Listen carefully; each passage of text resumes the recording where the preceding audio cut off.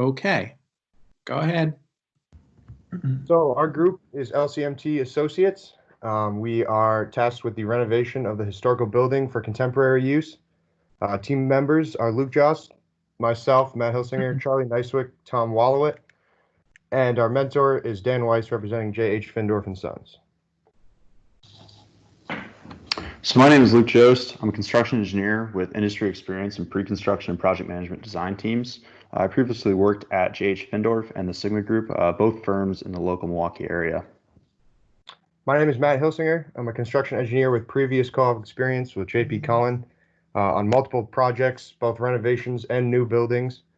I have experience in collaborating with different teams for project management, construction scheduling, and site configuration and estimating.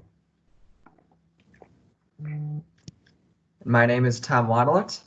I am in the transportation sector of civil engineering. I interned with Gaywalt Hamilton Associates in Vernon Hills, Illinois.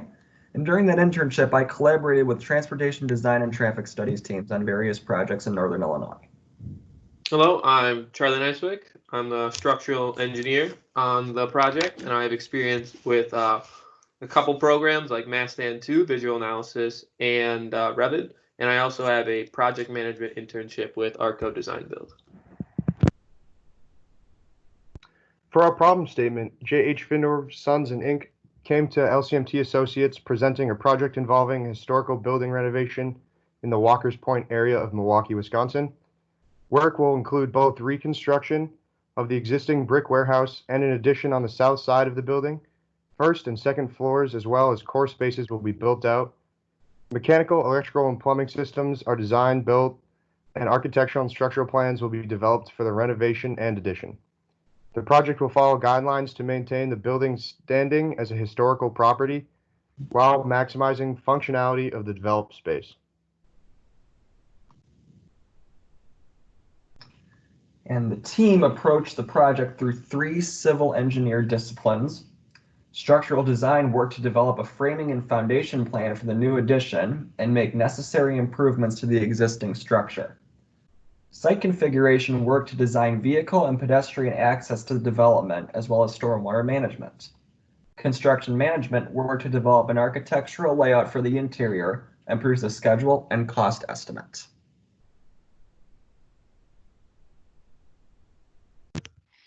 And for the background information collected, the first thing we decided to do was review the existing building loads supplied by Findorf. We found that the existing building is able to support 100 pounds per square foot. We then researched the loading cases requirements in Milwaukee from the Milwaukee zoning ordinances to see what types of loadings are needed for each type of structure.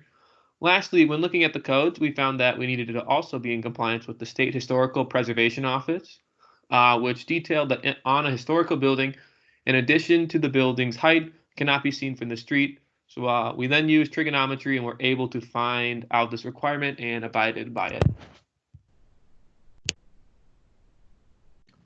Background information from the transportation side of the project included retrieving parking codes from the Institute of Transportation Engineers and the City of Milwaukee.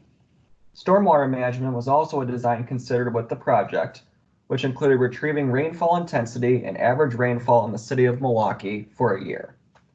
This data came from the Milwaukee Metropolitan Sewage District and atlases throughout the City of Milwaukee.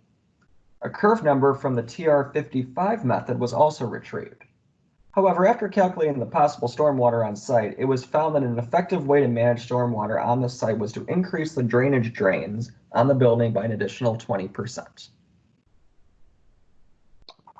The team reviewed 3 possible alternatives for the project, considering several uses and layouts for the renovation existing building, as well as the addition. Each layout was designed to fit within the site's strict boundaries and maximum rentable space for the developer. The first alternative on the left of the slide was a mixed apartment space in red and a storage space in blue. This was deemed to be an alternative that we cannot consider based on the fact that the existing building's loading would not be able to support the storage locations. The next alternative was 2 office spaces, an east and a west, seen in the red and blue on the right side of the slide. We decided to go with the center layout, which is 3 office spaces per floor which allows for additional income for rent for the owner. Our selected first floor plan in our final design will be a retail store with a small coffee shop in the northeast of the building. This floor also contains the main lobby for the offices above, as well as gym for with lockers, showers, and bathrooms for the office tenants. Also, a loading dock for delivery will be located on the west that includes extra storage space for the retail shop. On floors 2 and 3 are the rented office spaces. All 3 offices have private office suites surrounding the open area for cubicle desks location. Each office includes their own bathroom intended for only each business's employees, as well as 2 large conference rooms and a break area with new appliances. The 4th floor was originally intended to be office space as well, but due to Milwaukee City restrictions, the building's underground parking only allowed for 2 of the levels to be office suites. We decided to build out a core and shell with fully furnished bathrooms to prepare the floor for future office tenant space, pending the owner can either appeal the Milwaukee City Code or find a location in the surrounding area for these future tenants to park. Alternatives were evaluated on a few or all of these criteria to maximize historical preservation. This is a historical building. We're trying to keep that preservation for it. The material and method sustainability. We always want to be sustainable in everything we choose and everything we build. To be an economic growth within the community, we really want to be an economic hub. Proper developer profitability. We always want this to be a profitable project. Building life cycle, we wanted to have a long life cycle, and constructability. We wanted the project to be possible to construct.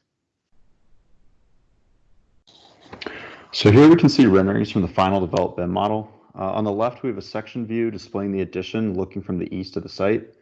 The new elevator and stairwell core can be seen, as well as the lobby and restroom buildouts on all 4 floors.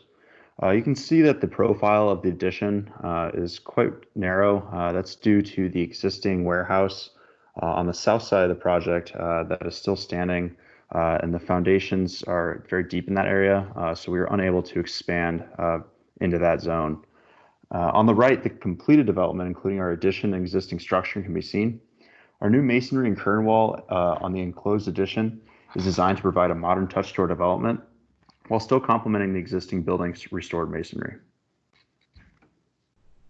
So Autodesk Assemble was a program that we used throughout the design process. Assemble acts as an extension of Revit, which allows for real-time analysis of the model. The program is cloud-based and part of the Autodesk suite, so it enables high-end renderings to be developed from Revit models. So since Assemble pulls data directly from the BIM model, the file can be manipulated to show portions of the building and filter by design elements. So on the left there, you can see that we've been able to trim the full development model just to show the addition, and that's with all the finishes, foundation, structure work. And on the right there, you can see that same view that has been partitioned just to show the new addition construction and hide the existing. And that's showing our structural superstructure as well as our brick masonry enclosure. And for the cost analysis for the building, so rent revenue is calculated based off an average cost for Milwaukee at or near the downtown area, which was roughly $18 per square foot per year.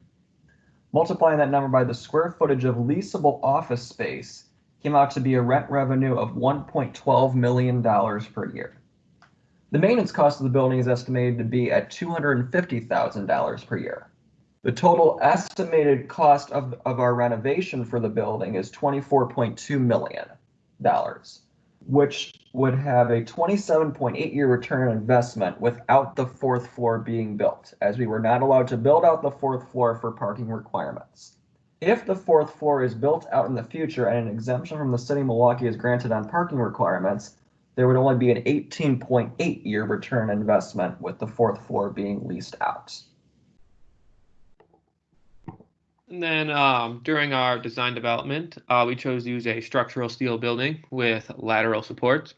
To start off the design, we first had to design the slabs. And after designing it, we ended up choosing an 11-inch thick slab with number 6 bar at 10.5 inches on center in the interior support, Number 6 bar 8 inches off center at the midspan, and number 4 bar at 9.5 inches off center at the exterior support. This slab ended up weighing 133 pounds per square foot.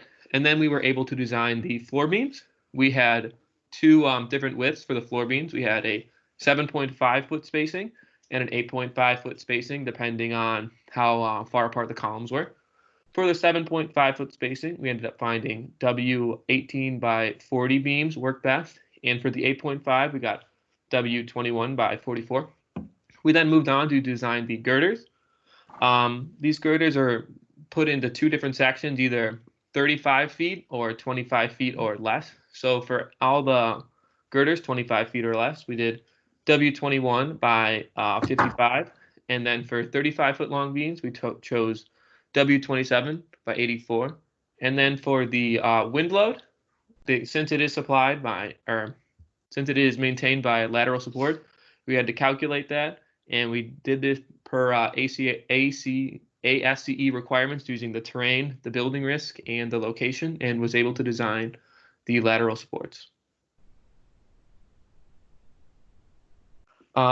Then the foundation design. So we have a picture on the left is what it looks like, and then a picture on the right is a section of the detail, which I will get to in a second.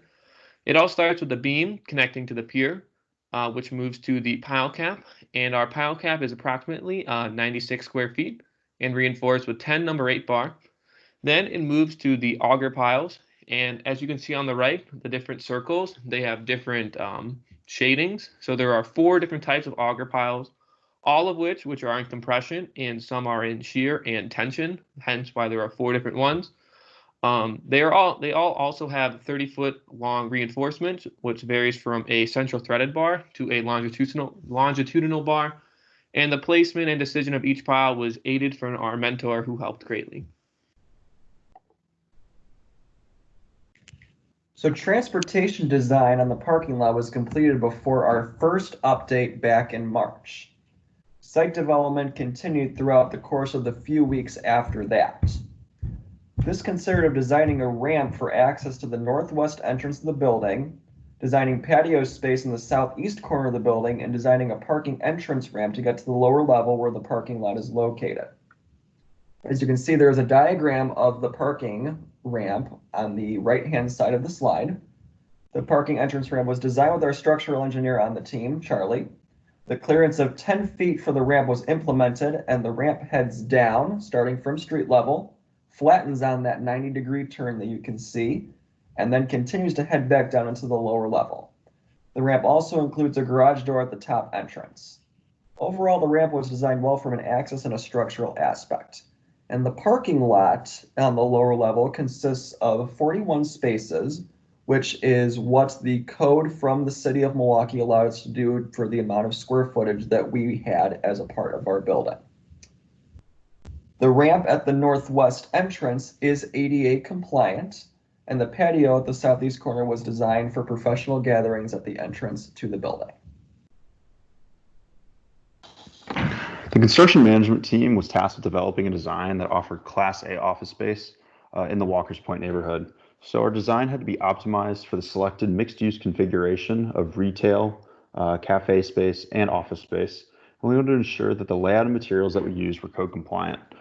With our completed design, our team performed quantity takeoff using the simple software mentioned before to produce a project estimate and schedule. Our intent is to create what we are calling Class A office space, meaning up-to-date facilities and amenities.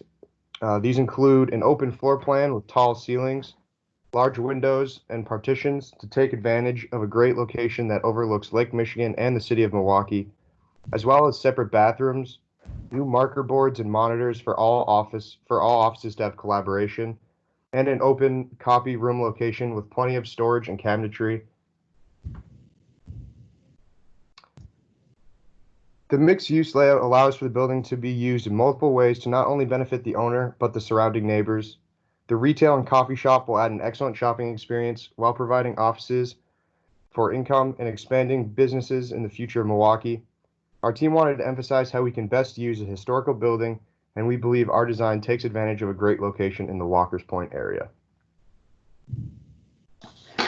So our design was also being developed to ensure that we were code compliant. We wanted to not only meet the Milwaukee building standards, but exceed those. And we wanted to hold life safety within the building paramount. So when we were designing the superstructure, we wanted to make sure that our loading was appropriate and had a tolerance of safety. And we also wanted to ensure that the building was ADA compliant, ensuring access for all members of society. And we wanted to make sure that the building provided several egress paths in case of disaster or fire. So a symbol was used very frequently throughout our project. We used it to analyze the building design during our design and upon completion. So a symbol was great for us to use. Like I said, it acts as a Revit extension. So we're able to constantly be updating our most recent model. So we're able to analyze the model and even start assigning cost values while we were still designing the structure. So a symbol basically isolates our building elements, and we can use the symbol to assign our location, any value engineering options, quantities, cost codes, anything that we may need within the design.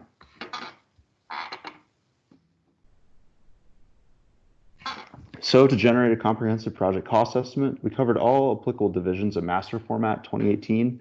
That is from the Construction Specifications Institute. We used RS Means as our project database to assign cost and productivity. Our RS Means database was from 2011, so we had to be sure and based off national averages for productivity and labor costs. So we had to be sure for each estimate category that we covered to adjust our cost for Milwaukee and also to upgrade the cost to 2021 predicted costs. So our quantity takeoff was performed using a symbol, using our Revit model that we were uploading to that. And individual estimates were calculated using proprietary estimating sheets that we developed within Excel.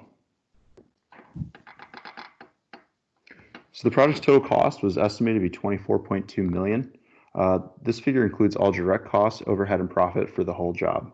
Our table to the left shows the values of all cost elements on the project exceeding $500,000. Historical tax credits are very important to the developer as a mean of regulating costs. So tax credits that were achieved in compliance with state historic preservation standards, as outlined by the Society for Historical Preservation, totaled $1.5 million and were credited towards all construction costs. So our project schedule was generated using productivity values that we used within the estimating process and productivities that were pulled from our RS Means database. Shown is a simplified schedule showing critical activities and their durations. So the project in its entirety will have a duration of 15 months, and the project is scheduled to begin in April 2021 and conclude at the end of June 2022. Phase construction is being implemented to expedite project tasks, as many tasks can be divided between the new addition construction and the renovation in the existing building.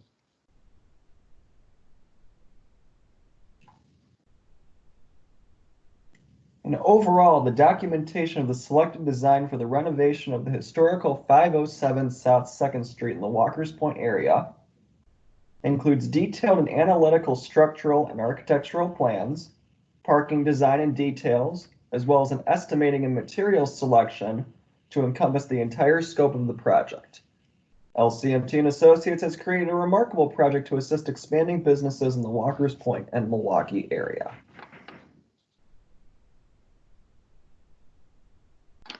And that's all we have. So we will field any questions anyone may have about our project. Thanks. Okay, thank you, LCMT. Do we have any questions from the faculty? Dr. Bai? Okay, I have two questions.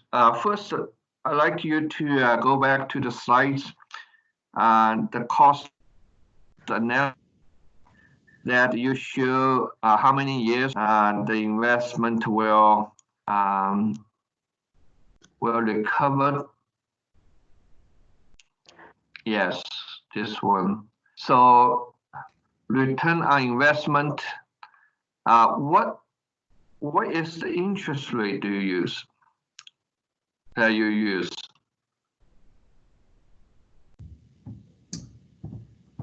So for this part of the project, basically all that we did was we took the estimated project cost and we took the rent revenue and we would see how much that would take to pay it off for this part of the project.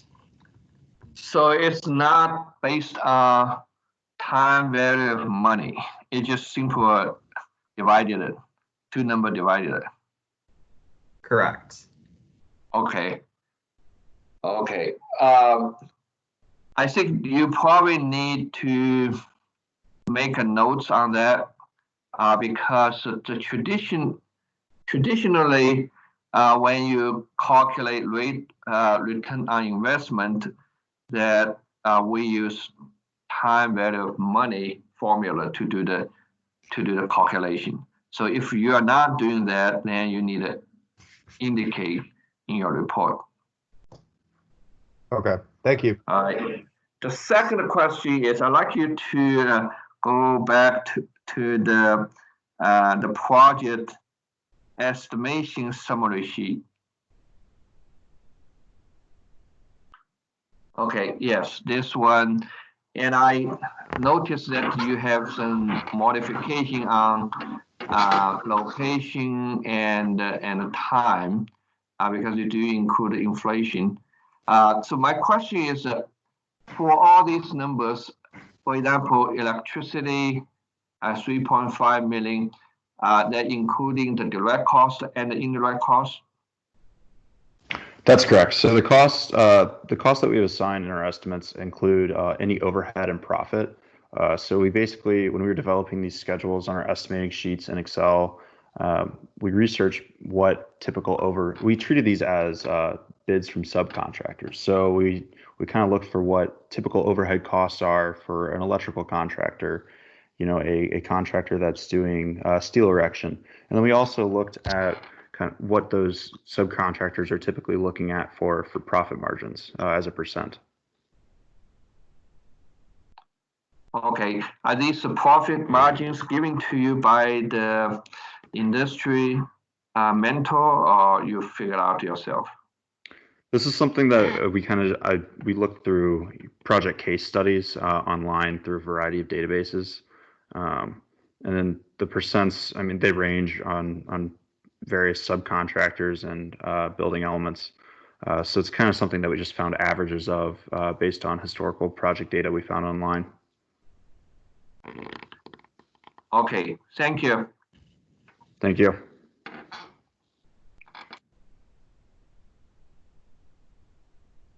Dr. Wan, do you have some questions?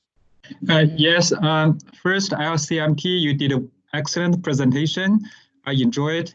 The question is about your very detailed design in structure. You mentioned the steel arrangement in slab, in wall, in pile cap, and the piles. I was wondering, did you use any software to achieve those detailed design? No, how we used it is using the concrete book, and then just going through, and since we had our live loads and dead loads given, kind of just going through and working out the problems through that way. Yeah, in our class, we cover beams, slab, but we never cover how to design the pile cap and the piles. You also learn those by yourself? Just researching online and just talking to our mentor to kind of determine that. Okay, great. Thank you. Dr. McNamara, did you have questions? Yeah, so thank you guys for the presentation. It was overall really great. The one thing that I would have liked to see is an overview of your parking layout, particularly because that was that affected your ability to build out the fourth floor or not. So I'm curious if you could talk a little bit to what you maybe tried to eke every last parking space out of that area. Tom, do you want to talk about that? Yes. So the columns for the building were placed every 18 by 18 feet, which is exactly the distance we needed to make the stalls 18 feet long and 9 feet wide. So we were able to fit 2 parking spaces in between each column placement. And essentially it was one rectangular layout that we just continued to alternate parking spaces on that until we reached the end of the building. And we also left room open for certain mechanical and electrical rooms in the basement, as well as an elevator lobby in the extension of the building. Okay, thank you.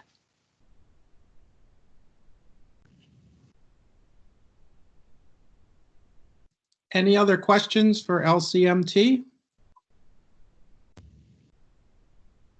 Okay, hearing none, we'll keep going here. Thanks very much, LCMT. Great job. We'll move on now to Team JTDT. Thank you very much. Thank you. Thank you, Dr. Yeah, we'll take a few minutes to set up here, JTDT, and I'll let you know when you can start.